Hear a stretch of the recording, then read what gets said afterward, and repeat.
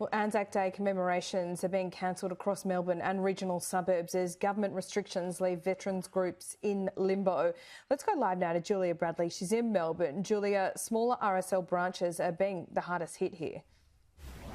Absolutely, Laura. It's really difficult news for thousands of veterans across Victoria. We know last year they were forced to commemorate Anzac Day in such a different way. This year they're facing a similar prospect, but not because of COVID outbreaks, but because of COVID restrictions. We've already seen cancellations of marches in suburban areas like in Cranbourne and Frankston.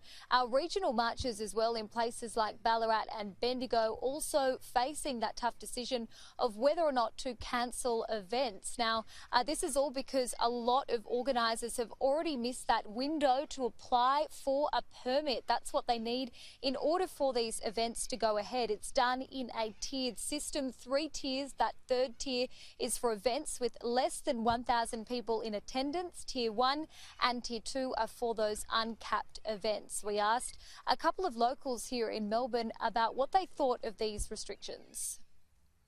How do you think veterans will feel about not being able to attend these events?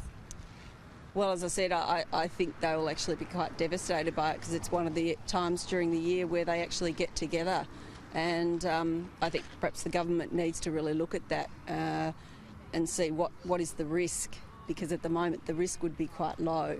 And we just hope that the government are doing the responsible things and not being unduly harsh. I don't think it's fair. There's going to be 50,000 people at the MCG tomorrow.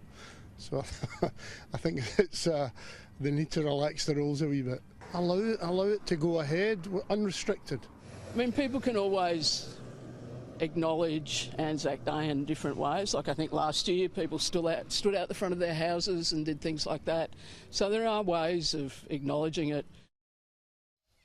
Victoria's Veterans Minister says more than 400 organisers have applied to host Anzac Day events and they're working to get to all of those requests urgently. We know Victoria has gone more than 2 weeks with no locally acquired COVID cases, just 2 active cases here across the state. Laura?